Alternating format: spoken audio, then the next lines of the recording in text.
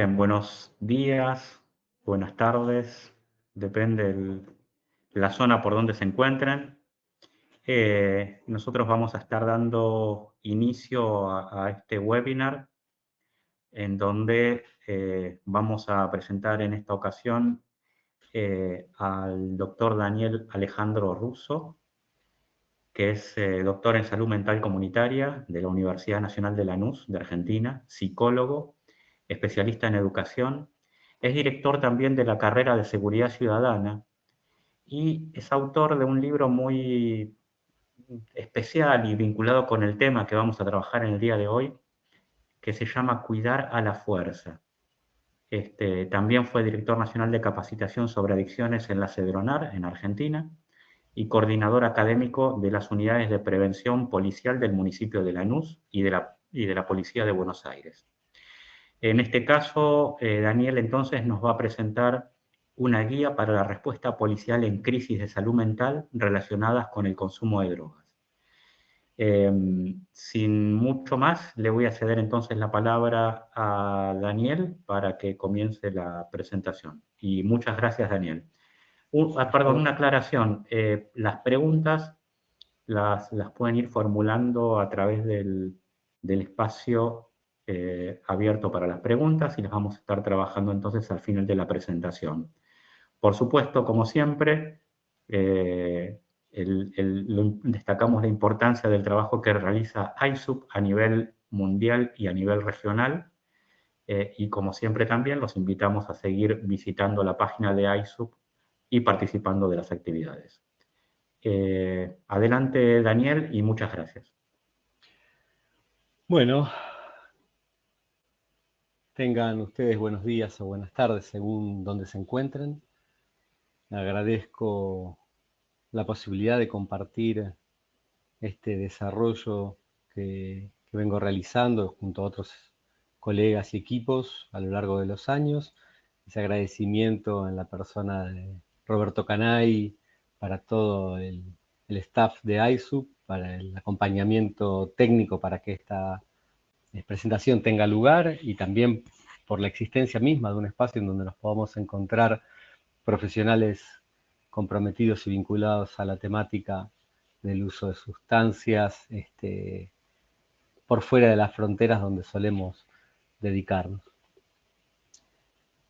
Agradezco enormemente porque tengo la posibilidad de compartir el fruto de un trabajo que tiene como una de sus características ser poco frecuente, y de alguna manera es poco frecuente porque los profesionales vinculados a la temática de sustancias por lo general ingresan en el campo del mundo policial en términos de asesoramiento sobre las sustancias en sí mismas, pero no sobre uno de los puntos donde yo he focalizado desde hace años, que tiene que ver con la respuesta policial en situaciones de crisis de salud mental vinculadas con el consumo de drogas. Lo primero que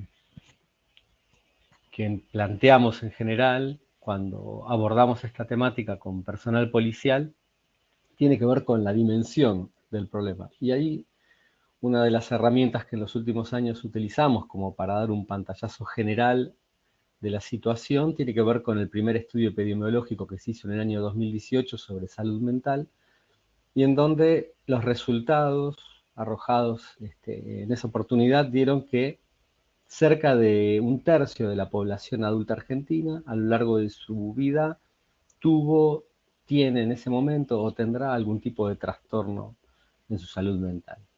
Y ahí, en la distribución de las formas de presentación del padecimiento, aparecen los trastornos de ansiedad, los trastornos de ánimo y el trastorno por sustancias, encabezando esas formas de expresión del malestar. Atendiendo que no son excluyentes, sino que por el contrario, las más de las veces los trastornos de ansiedad y los trastornos de ánimo se vinculan con los trastornos por sustancias porque se entiende que aparecen prácticas que tienen que ver con lógicas de automedicación, por supuesto fallidas, pero que buscan, tanto en sustancias de uso legal como ilegales, la forma de regular los los trastornos y el malestar que provoca la ansiedad cuando se desborda de los canales este, razonables de contención, o lo mismo con el campo del trastorno de ánimo. Por tanto, no son formas de presentación mutuamente excluyentes, sino que vamos a ver que los trastornos por sustancias van a tener una presencia significativa en las formas de sufrimiento. Y esto nos arroja que el volumen de población adulta, cercana a un tercio de la población a lo largo de su vida, manifieste, presente de manera clara algún tipo de trastorno, habla de un volumen significativo de sufrimiento. Ahora, no siempre ese sufrimiento se va a manifestar en forma de crisis. Muchas veces van a poder transcurrir las formas de los trastornos de manera silenciosa o muda, como decimos. Ahora, cuando tienen expresión en forma de crisis y la persona pierde la capacidad de autorregulación, lo que encontramos mayormente es que aparecen repeticiones cíclicas. Entonces, una vez que la persona pierde el control sobre su propia capacidad de regulación y se manifiesta en forma crítica, allí vemos que se abre la ventana para que aparezca la intervención policial. Con un pequeño asterisco en esta presentación también. Como verán, el estudio es del año 2018, ha sido un estudio multicéntrico, este mismo estudio se ha realizado en otros países de la región, compartimos volúmenes similares con Perú, con México, con Colombia, perdón. Estamos un poco por debajo de las formas de expresión de los trastornos de salud mental que en Brasil, pero la región tiene entre el 30 y el 40% o 45% de la población implicada en formas de expresión de trastornos en su salud mental durante la vida adulta. Pero como les decía, este estudio es del año 2018. Hoy, si se replicase, seguramente el volumen de proyección del padecimiento sería mucho mayor, pandemia mediante. Y aquí, como les decía, cuando aparecen las escenas de crisis, mayormente es donde la institución policial tiene participación. En primer lugar, porque el personal policial, como representación material del Estado, es el primer respondiente. No sé cómo sucede en otras regiones, pero en nuestro país mayormente cuando hay una situación de cualquier naturaleza en la vía pública o en el ámbito domiciliario, aun cuando claramente sea un problema de salud, espontáneamente las personas van a discar el 911 o el teléfono de referencia de emergencias para dar lugar a la intervención policial. Y cuando digo independientemente de las formas de expresión, hay convocatoria al personal policial en situaciones de salud que claramente no tienen que ver con problemas de seguridad o de integridad física de la persona afectada o de terceros. La idea del policía como primer respondiente lo que hace es situar al funcionario policial en una escena para la que no está formado, para la que no tiene un conocimiento técnico específico y en la que nos encontramos con el segundo punto, que es por lo general un desconocimiento conceptual, procedimental y normativo.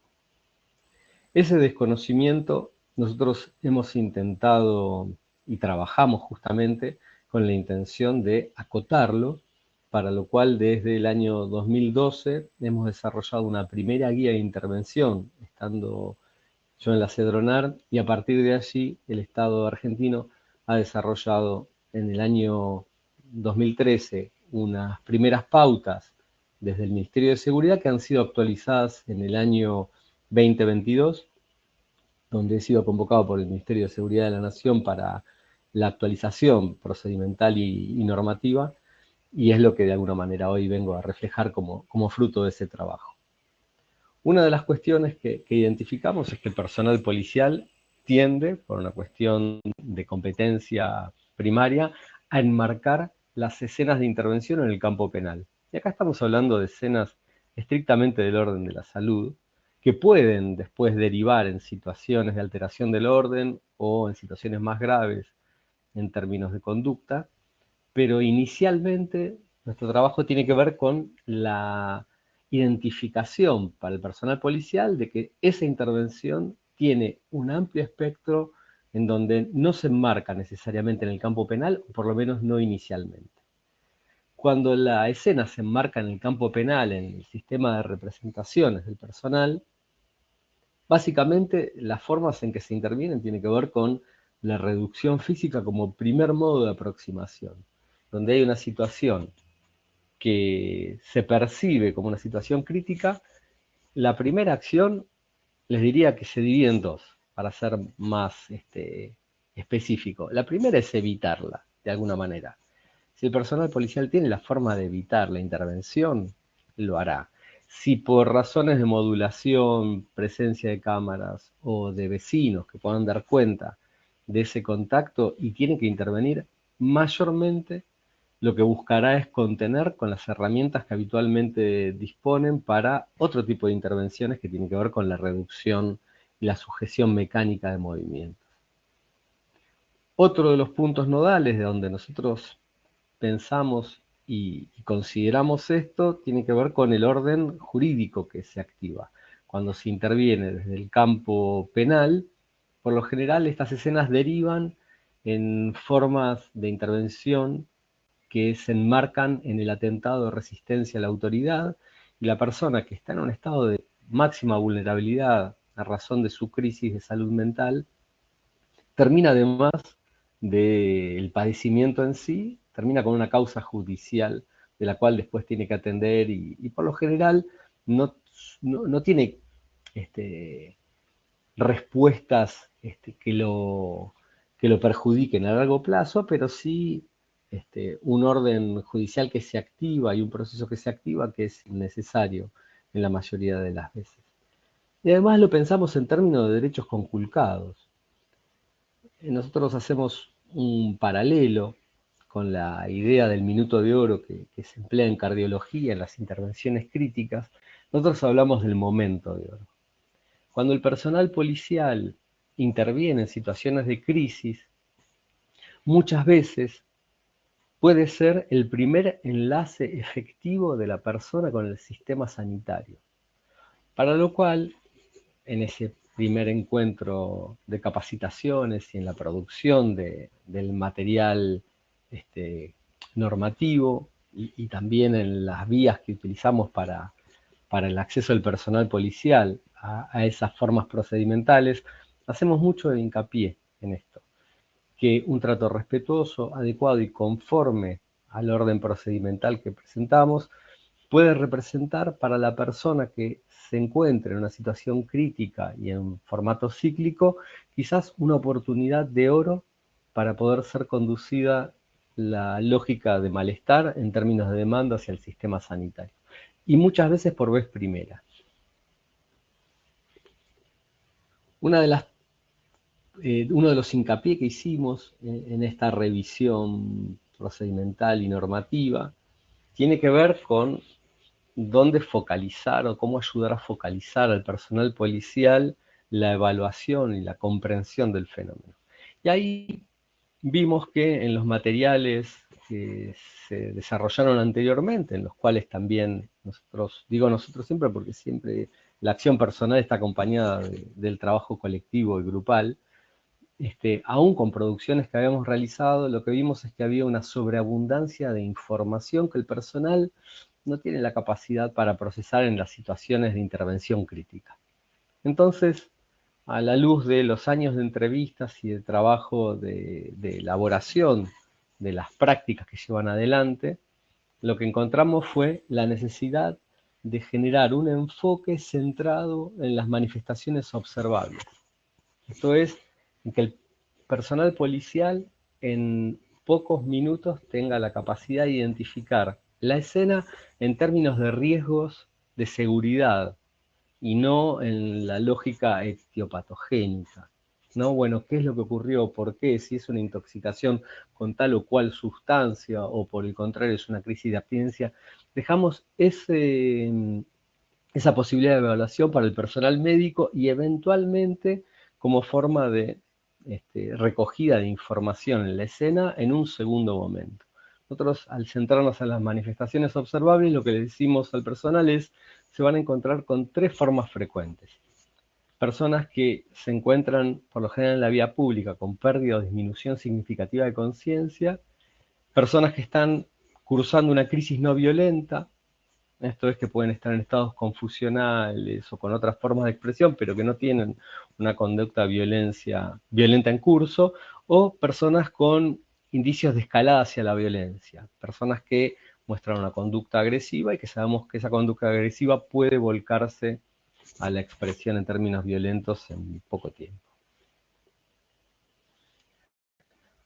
Para poder encuadrar la intervención, desarrollamos este cuadro de doble entrada en términos de riesgos clínicos y riesgos interpersonales. Entendiendo que cuando se produce una crisis en el campo de la salud por uso de sustancias, los riesgos clínicos siempre son de medios a altos. Nadie presenta una crisis y se encuentra en las formas visibles de expresión de las crisis de salud mental, si no está mediado por una cuestión clínica que implique la necesidad de atención de personal de salud. Por tanto, siempre que vean una persona en un escenario de crisis, consideren que el riesgo clínico de esa persona es alto. Desde el máximo punto que vamos a encontrar con los estados de pérdida o disminución de la conciencia y sectores de fluctuación, pero que siempre tienen que ser considerados como situaciones clínicas riesgosas. Por eso ponemos el énfasis en el orden del riesgo interpersonal, que también lo hemos situado en términos bajos, medios y altos, entendiendo que una persona con su conciencia disminuida, que está arrojado en la vía pública sin ningún tipo de respuesta, a nivel interpersonal, en términos de lo que puede producir el efecto del intercambio, va a ser bajo o nulo, justamente porque la conciencia está disminuida o perdida y no hay respuesta. Entonces centramos la escena en la intervención y en el campo interpersonal cuando hay crisis no violentas, para contenerlas en el orden del riesgo medio, tratar de disminuir el orden de riesgo en esa interacción, o en las escenas en donde hay indicio de escalada hacia la violencia, en donde el riesgo en la interacción es alto porque puede desembocar en la acción violenta por la interacción misma. Entonces nosotros centramos la intervención allí, tratando de desescalar el nivel de agresión eventual y poder contener verbalmente la escena, entendiendo que hay un porcentaje de escenas que no van a ser contenidas en términos dialógicos y que esas escenas van a requerir otro tipo de intervención, pero como último renglón y no como primer renglón de intervención. Para todas las intervenciones, que esto es otro de los elementos donde nos hemos centrado con mucho énfasis, lo que planteamos es un esquema de intervención que sea muy claro y conciso. Y ahí pusimos 4 puntos. Todas las intervenciones, independientemente de la forma de expresión, van a tener un primer contacto y evaluación inicial de riesgos, van a dar lugar ese contacto y evaluación inicial a las comunicaciones pertinentes con el sistema de salud, con el apoyo eventual de más efectivos y con la autoridad judicial. El desarrollo de intervenciones en 3 niveles, según la determinación de los riesgos, hasta la intervención del equipo de salud o a veces con el equipo de salud presente, y luego el cierre de procedimiento. Por tanto, en nuestra estructura de presentación ya le marcamos que toda intervención tiene 4 momentos, cosa que puedan ir ordenando esa intervención según los momentos que tienen que dar paso a la acción.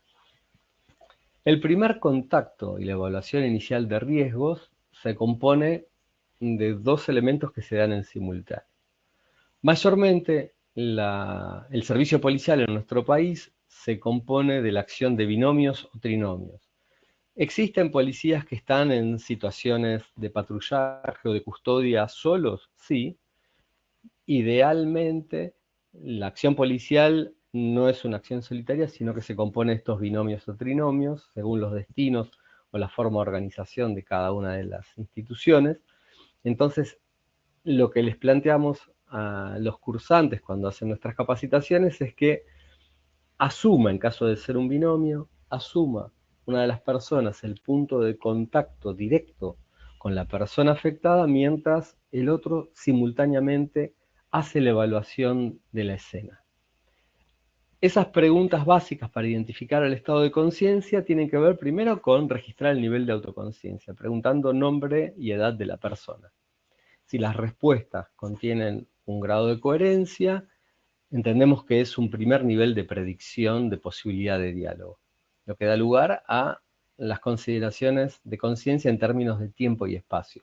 Son preguntas respecto de si sabe dónde se encuentra, el tiempo que lleva en ese lugar, atendiendo que no hace falta una precisión exacta del tiempo y del lugar, pero también si la respuesta ubica la escena en términos de tiempo y espacio de manera relativamente coherente, es un buen predictor para saber que en términos dialógicos la escena va a poder ser contenida.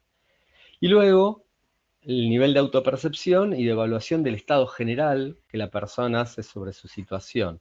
Entonces, preguntar sobre cómo se siente y qué requiere en ese momento. Si la persona tiene un nivel de respuesta coherente, el personal ya sabe que en términos de diálogo hay mayor posibilidad de contención de la escena. Si por el contrario, en ese orden de preguntas las respuestas son incoherentes o las respuestas son evasivas, ya empieza a identificar el nivel de criticidad con el que se va a encontrar en términos comunicacionales. Mientras eso sucede en términos dialógicos, simultáneamente el otro integrante del binomio, del trinomio, lo que debe hacer es identificar si en el lugar hay objetos contundentes que puedan usarse para producir lesiones, tanto para la persona hacia sí misma, hacia el personal policial o hacia terceros. Entonces, objetos contundentes, cortopunzantes, cualquier objeto que pueda ser utilizado para producir daño tiene que ser identificado. Por ejemplo, si la intervención se da dentro de un domicilio, esto lo que permite es identificar, según dónde se haga la intervención, cómo cerrar el paso, según la presencia que va a tener el personal, para no permitir, por ejemplo, el pasaje desde un lugar donde hay pocos objetos hacia un lugar donde hay objetos que implican alto riesgo, como puede ser el pasaje de una habitación a la cocina, por ejemplo. Si está en la vía pública, identificar el flujo de tránsito para poder interponerse entre la persona afectada y eventualmente una calle, una avenida, para provocar, donde una huida puede provocar accidentologías, atropellos, etc. Lo mismo si son lugares de altura, interponerse con balcones o ventanas.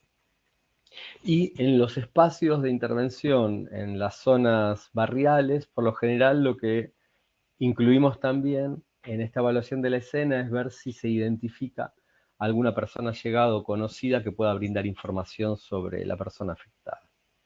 De esta manera, sabemos que esta operación que se da en simultáneo implica una evaluación tanto del estado de la persona como de la escena y sus potenciales riesgos en términos de seguridad, que se produce en pocos segundos, en no mucho más de 1 minuto o 2 minutos. Lo cual va a dar lugar al segundo punto, que son las comunicaciones, y que allí nosotros hicimos una estandarización, porque cada fuerza tiene sus formas de comunicación. Hay algunas que modulan por canales únicos y al dar aviso de una situación, ya todos los niveles quedan comprendidos en el mismo canal de comunicación, pero hay instituciones, organizaciones dentro de la institución policial que tienen canales diversos. Entonces le decimos, según lo que evalúe, dé prioridad al aviso para pedir refuerzos o la urgente intervención médica. Entonces lo que van a hacer es poner énfasis. Si una persona tiene pérdida de conciencia, bueno, se va a pedir rápidamente la asistencia de la emergencia médica porque no hay riesgo interpersonal. Ahora, si una persona está agitada, rápidamente le decimos priorice el pedido de apoyo de más personal y eventualmente detrás de ese pedido de apoyo el énfasis en la presencia de emergencias médicas. Después, cuando llega el nivel de intervención según la determinación de riesgo, el nivel de pérdida de conciencia es el que implica menor complicación, como les decía, en términos de lo que la interacción puede traer y sí en donde se especifica el riesgo clínico como principal. ¿Y por qué este énfasis del riesgo clínico como un factor principal? Porque la experiencia del personal indica que una persona en la vía pública que no responde al llamado, básicamente se encuentra en un estado de ebriedad o de intoxicación entre alcohol y otras sustancias, y las formas típicas de dar curso a esa interacción suele ser moverlo o hasta verle, a veces generar algún nivel de presión sobre el cuerpo de la persona, y ahí nosotros decimos que les recordamos que no tienen la capacidad de una evaluación completa y que esa persona puede estar, aun cuando haya signos visibles de que se trata de una intoxicación, puede estar comprometida en otro campo de su salud en general. Entonces, les pedimos máxima cautela. En la interacción no hay complicaciones, pero sí en el cuidado en términos clínicos. Por tanto, la evaluación de signos vitales, procurar información del ambiente o de personas que eventualmente puedan ser allegadas o que conozcan a la persona que está en esa situación, no sacudir a la persona, no provocar ningún tipo de impacto en su cuerpo, colocarla dentro de lo posible de costado para evitar la aspiración de fluidos, y uno de los factores asociados a la intervención cuando se da en ámbitos comunitarios es el efecto secundario de esta intervención. Si se identifica que en términos de signos vitales no hay riesgo y el personal se desentiende de la persona hasta que llegue el sistema de emergencias, lo que va a generar es malestar en la población circundante. Entonces, una de las cosas que le decimos es que la repetición de estas evaluaciones clínicas, por más de que ya se haya verificado que no hay riesgo, que tengan cierta periodicidad, sobre todo para que las personas que puedan estar observando la escena identifiquen que el personal está atento y no que se desatendió de su intervención. Lo que sí planteamos como un deber que no pueden perder de vista es que, independientemente de los signos visibles que pueden dar cuenta de la intoxicación alcohólica o de intoxicación alcohólica y otras sustancias, que presten máxima atención a no ser ellos en alguna maniobra mal empleada o fuera de lugar los que provoquen riesgos a la salud de la persona.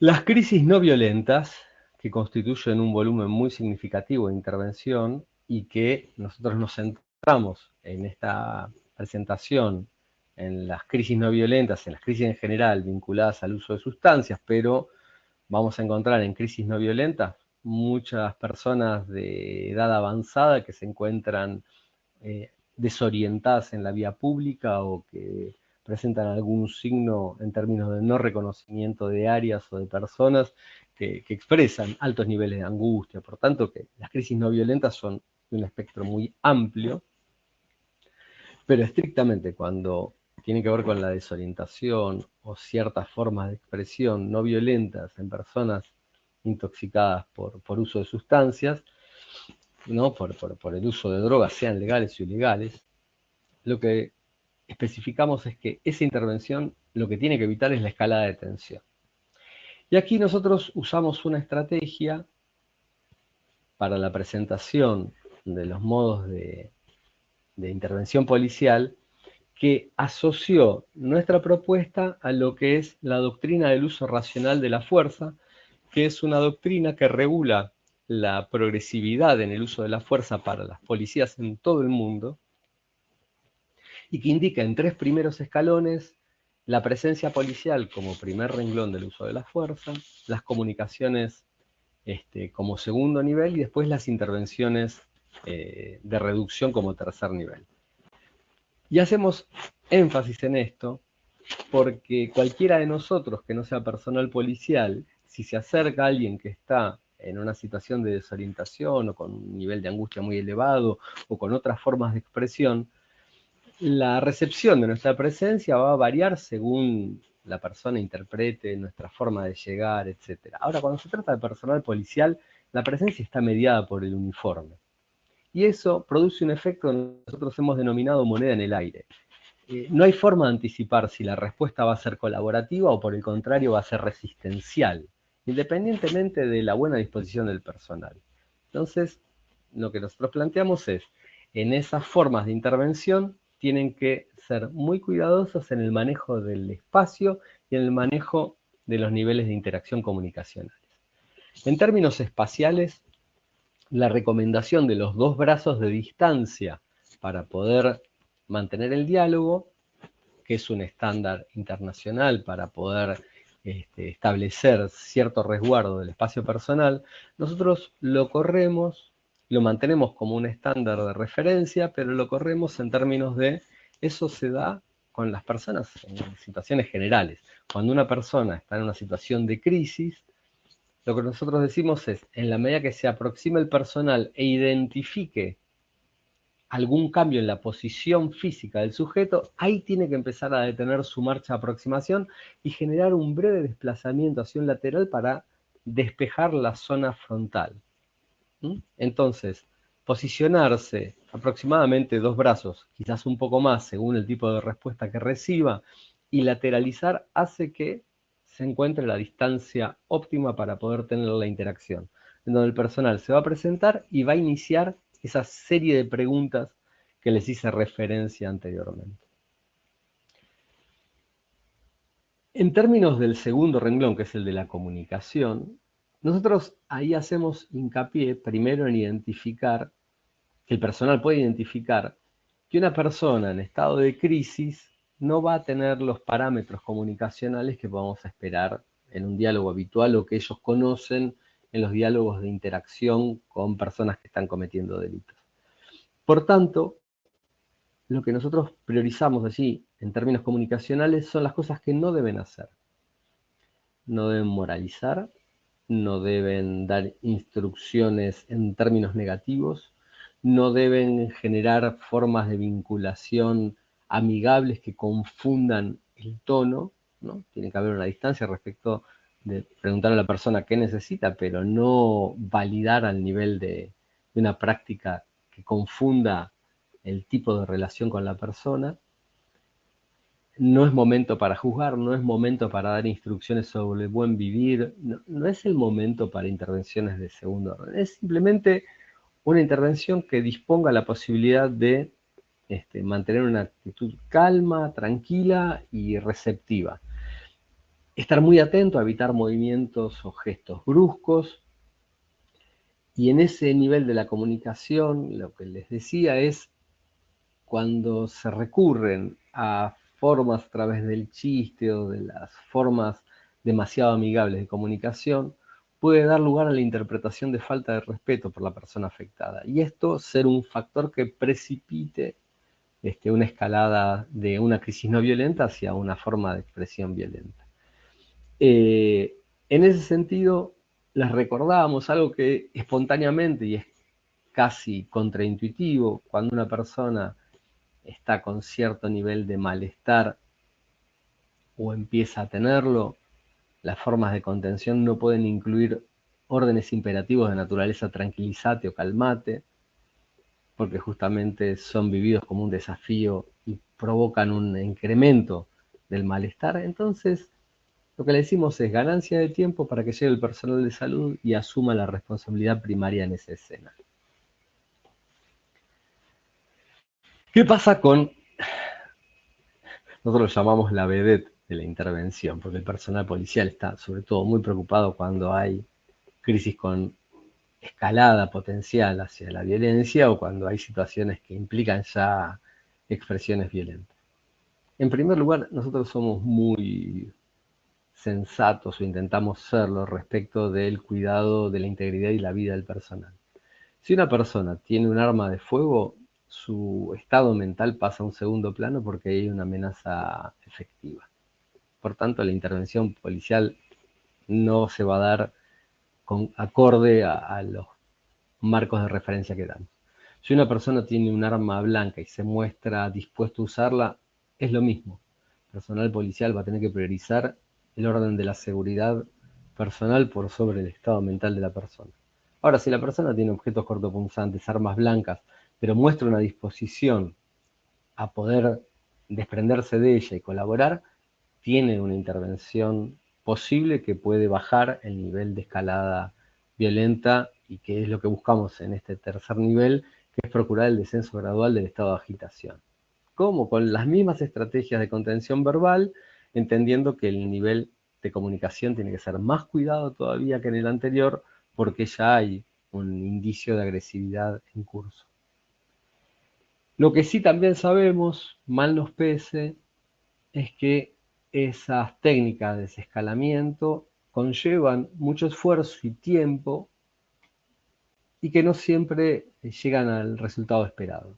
Cada vez que se produce un descenso gradual de la excitación, de la agitación, y se puede contener la escena de manera dialógica, para nosotros es una ganancia y nuestro trabajo, nuestra intención y nuestro esfuerzo cobra sentido. Entonces, cada porción de intervención policial que va en ese sentido y que logra ese cometido para nosotros es un terreno ganado al mar.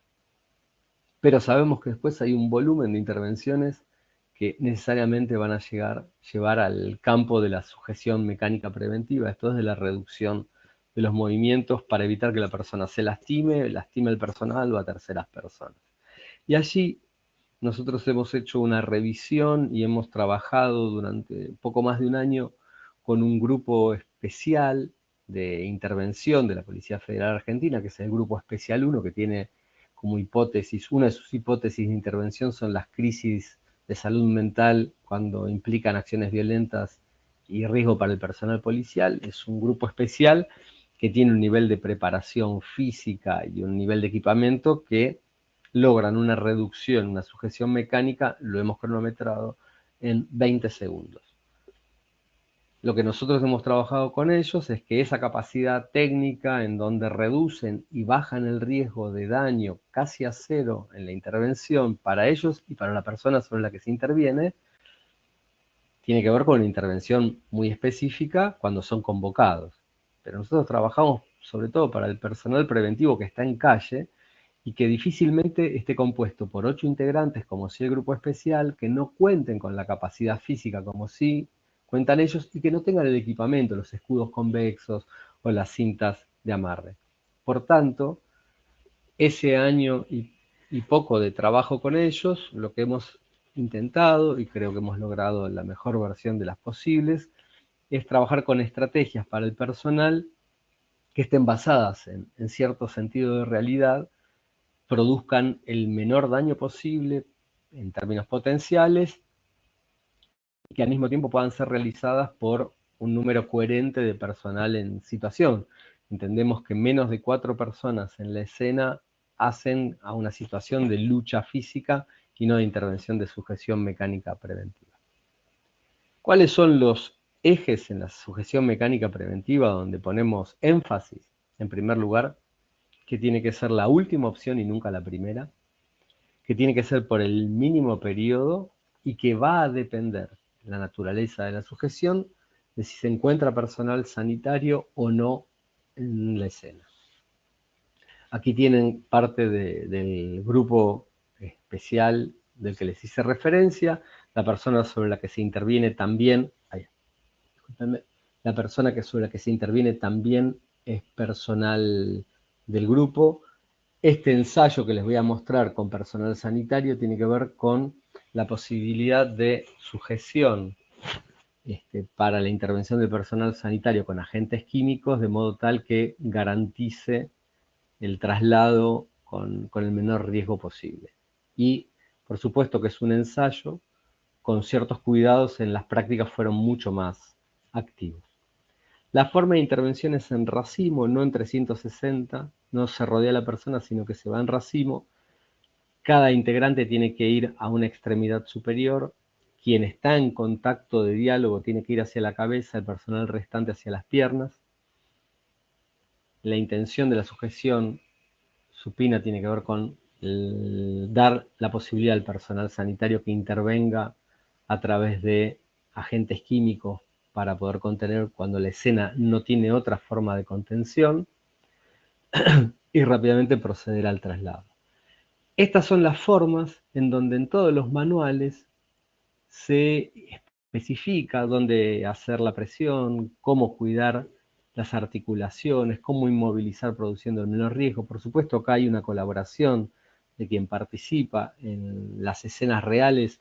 Suele haber niveles de resistencia que dan lugar a formas muy complejas de intervención y que producen mucho daño. Pero además, uno de los efectos es que esto supone el personal médico presente.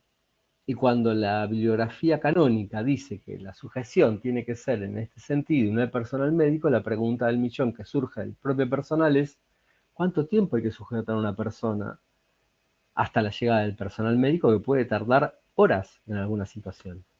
Entonces, desarrollamos también con una revisión bibliográfica actualizada intervenciones sin el personal sanitario presente.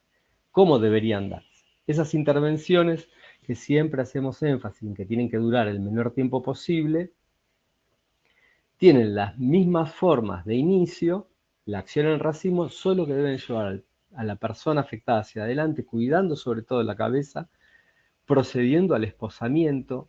La posición prona tiene que ser por el menor tiempo posible, por el riesgo que implica lateralizar y poner a la persona en posición de Fowler. Una vez que se logra la posición de Fowler, las capacidades resistenciales se reducen enormemente y lo que es una situación de riesgo clínico alto inicial, da lugar a un nivel de contención posible. ¿Cuál es el riesgo? Que aún con todo el procedimiento bien hecho, piensen que acá se muestra colaborativo, en situaciones de alta tensión y resistencia, se produce un aumento de temperatura, de tensión arterial, todo el metabolismo de la persona se ve afectado, e independientemente de que no se haga presión ni sobre el cuello, ni se obturen vías respiratorias, ni se haga presión sobre la espalda de la persona, aumenta el riesgo clínico en ese tipo de intervención. Por tanto, el énfasis lo ponemos una y otra vez en la necesidad de que ellos logren, una vez que se produce el esposamiento, rápidamente lateralizar y poner en posición Fowler para evitar todas estas potenciales afectaciones que el procedimiento en sí trae, aun cuando se realice de manera correcta. Una vez ya sí, no solamente con personas agitadas, sino en todos los casos, el procedimiento termina cuando se deriva a la persona al sistema de salud, se hace la información, las comunicaciones pertinentes a la autoridad judicial y el personal policial queda a disposición de lo que la autoridad judicial mande, que puede ser la consigna de acompañamiento o simplemente la finalización del procedimiento. Así que si les parece, pasamos al espacio de intercambios. Yo les agradezco muchísimo la atención y el acompañamiento en esta presentación. Tienen los datos de contacto por si quieren escribirme.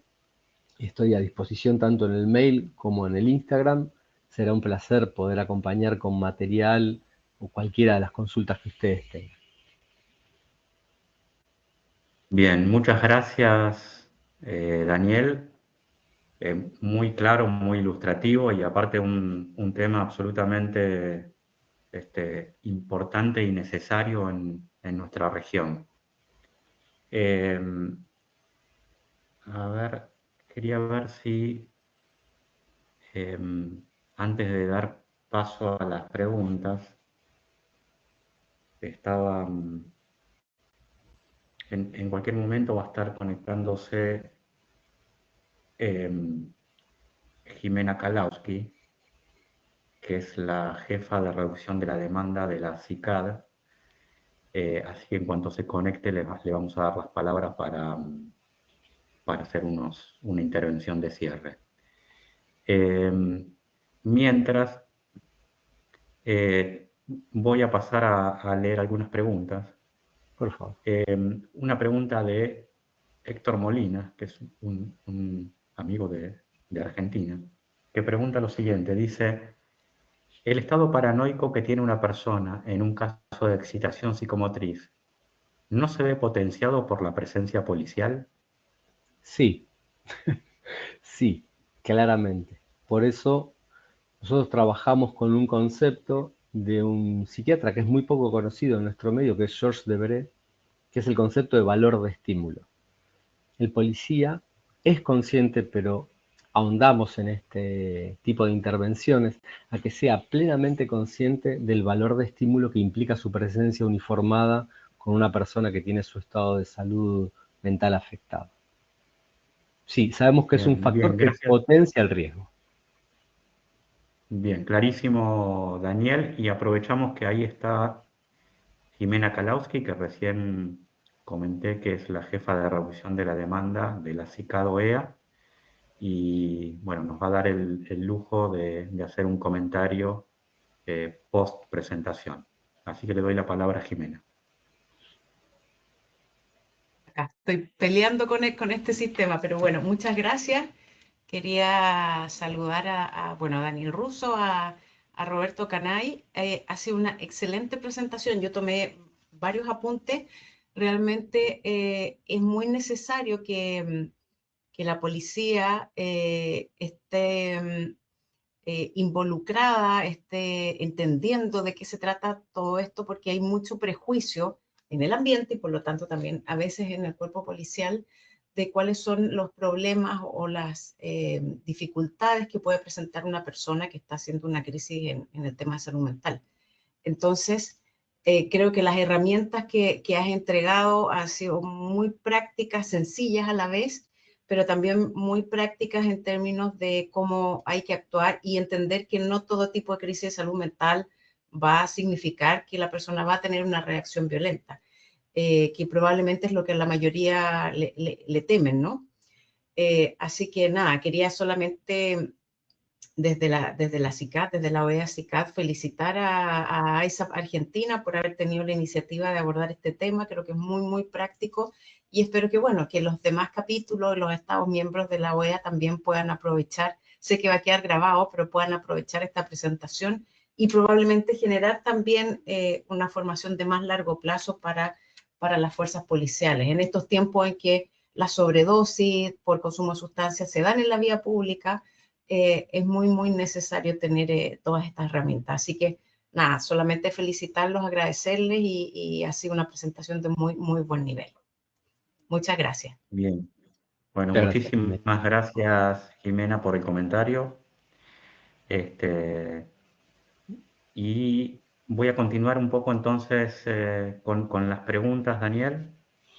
De Ecuador, pregunta Fabián Valdivieso y dice lo siguiente: los manifestantes que llevan armas punzantes pueden tener una variedad de estados mentales y motivacionales. ¿Cómo manejar la situación y qué medidas de seguridad y protocolos de actuación recomendaría? Bien, ahí hay estándares internacionales respecto del cuidado de la integridad del personal policial con reglas que pueden ser discutibles respecto de cuál es la distancia óptima y cuáles son las mejores estrategias para evitar la exposición a un ataque de armas cortopunzantes. Esas reglas se aplican para todo el personal independientemente del estado mental de la persona que tenga un arma blanca. De hecho, en cualquier formación policial o formaciones en artes marciales también, lo que van a indicar es el nivel de riesgo y el enorme grado de letalidad que tiene un ataque de arma blanca. Por tanto, esas distancias que se calculan en tiempos de reacción tienen que dar la posibilidad de respuesta policial en menos de 1,5 segundos, 1,5 segundos, que es el tiempo en recorrer esa distancia, que es no menos de 6 metros que debe mantener el personal cuando alguien tiene un objeto con el cual pueda producir heridas cortopunzantes. Ahí es independiente del estado mental de la persona afectada. Lo que nosotros decimos es, si ven una persona con un arma blanca y que está en una escena en donde tienen información respecto de su estado alterado, antes de proceder, den la voz y la indicación como corresponde de que la persona arroje, que se muestre dispuesta a colaborar y que desista de cualquier tipo de ataque. No directamente la intervención sobre la integridad de la persona sin esos recaudos que corresponden a la intervención policial en general. Pero otra vez, hacemos énfasis e hincapié que la intervención policial no implica la pérdida de la vida como primer renglón de acción. El personal tiene que resguardar su existencia, no tiene que entregarla independientemente del apego que tenga a la responsabilidad que ha asumido, no tiene por qué poner su propia vida como primer nivel de ofrenda. Bien, gracias, Daniel. De México, Alfredo de Jesús pregunta ¿qué tipo de capacitación deben recibir los primeros respondientes para realizar una intervención? Bueno, muchas gracias por la pregunta. Ustedes han recibido en un tiempo absolutamente comprimido el esfuerzo de 15 años de desarrollo de trabajo en esta materia. Nosotros trabajamos en la Universidad Nacional de Lanús, de hecho he creado un programa que es Política de Seguridad Ciudadana y Salud Mental, en donde desde allí hacemos asistencias técnicas a policías, por ejemplo, Policía Federal en la Escuela de Cadetes.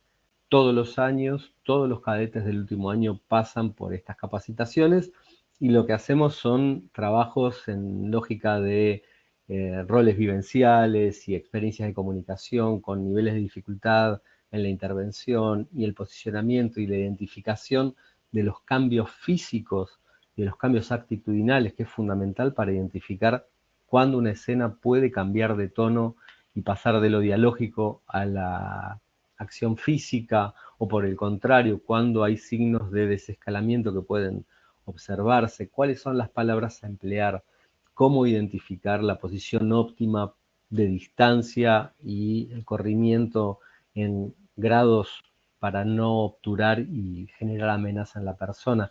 Cómo manejar la vista, la cuestión de la observación es muy importante. Si una persona está refiriendo lo mal que se siente y yo miro para otro lado, va a sentir seguramente que no está siendo correspondida en atención. Por el contrario, si esa misma persona está refiriendo algo y yo miro directamente a los ojos de manera persistente, lo puede vivir como un desafío. Entonces trabajamos con técnicas de triangulación de la mirada. Son capacitaciones que conllevan un plazo de tiempo. Nuestra experiencia con las fuerzas federales que trabajamos durante los años 21, 22 y 23, algo que nos ha resultado muy útil, primero es involucrar a las mismas fuerzas de intervención en niveles de capacitación de capacitadores. Una cosa es que vaya personal de salud, un psicólogo o distintos actores del campo de la salud a hablar, cosa que sí es necesario para enmarcar y explicar qué es lo que pasa con una persona que está en una situación de crisis, cuáles son las potenciales circunstancias en las que su perspectiva está distorsionada o afectada, pero después al nivel de la intervención y la interacción lo que vimos es que formar un equipo de personal policial como instructores que puedan llevar adelante la tarea tiene un alcance y un efecto que es fundamental. Y así es como hemos trabajado en estos años. Bien, bien, gracias Daniel. Bueno, voy a leer la última pregunta. Hay varios comentarios de agradecimiento, de elogio de la presentación. Ha habido casi 130 personas y de diferentes países, así que evidentemente ha causado mucho interés la presentación. Y decía, la última pregunta es de Rosa María Gómez y pregunta, para disolver una manifestación, ¿los cañones de agua son efectivos o es mejor utilizar bandas de sonido? Esa es la consulta. Lamentablemente es un campo específico, el control de espacio público, en el que no es mi competencia. Trabajo específicamente con la intervención en el campo de crisis de salud mental, lo que hace a la intervención en manifestaciones, espectáculos deportivos u otras formas de control del espacio público, tienen protocolos muy específicos y saberes aplicados puntuales, y ahí yo honestamente sería un atrevimiento si piso el terreno sin ser especialista. Ok. Bien, bueno, muchísimas gracias Daniel. Creo que ha sido, bueno, como decías también para continuar, ¿no? Creo que tenés un libro publicado sobre la temática también que me parece interesante para profundizar sobre el tema. Y bueno, y agradecer especialmente a iSub Global, a todos los participantes y muy especialmente a Jimena Kalauski, que se tomó el espacio también para formar parte de esta presentación. Así que bueno, muchas gracias a todos, a todas, y bueno, que tengan un lindo día y los invitamos a seguir profundizando en estos temas. Muchas gracias. Muchas gracias por el espacio.